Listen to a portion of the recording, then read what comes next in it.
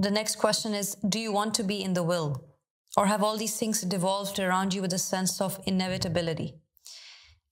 I'm telling you, the cross of Jesus Christ will set you free. All other claims of history can be annulled by the offering of the body of the only begotten Son of God once and for all, crucified, buried, risen again the third day.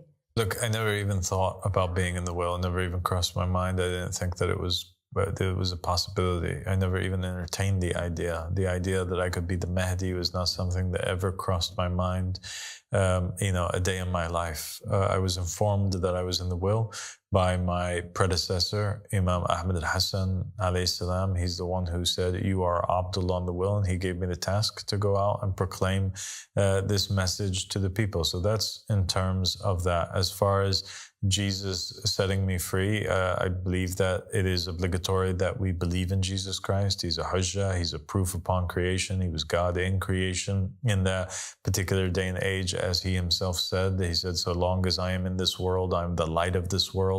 We believe that he's no longer in this world anymore, clearly, and we believe that there still has to be light in the world. If there's no light, then it would be overcome by darkness. And so we believe that in every day and age, we have to find that light in creation. The Christians have been without Jesus for 2,000 years.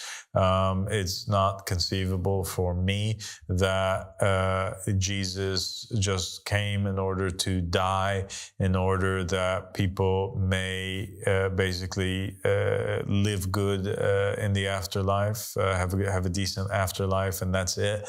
And that the entire world should continue to live in chaos and fight amongst one another for the sake of supremacy over the earth. That doesn't even make sense. In every day and age, people have problems.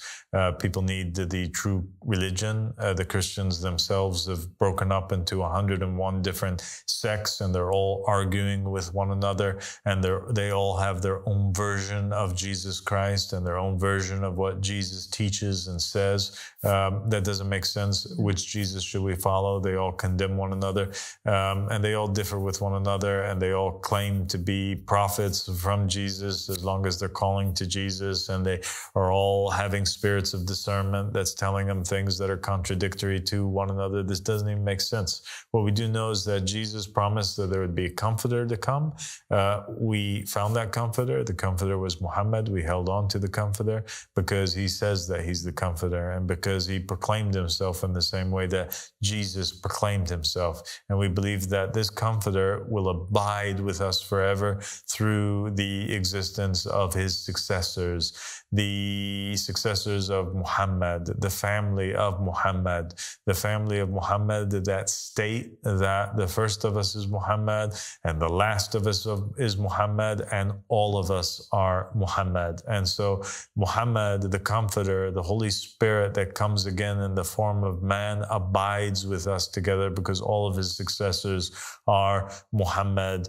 And that's what we're holding on to. The successor of Muhammad, who is promised to come by Jesus, who will take us into the truth and will help us to be able to distinguish what truly came from Jesus and what did not come from Jesus. And so that is how we know that we are saved, by holding on to the true and legitimate heir and successor of Jesus, of Muhammad, in every day and age.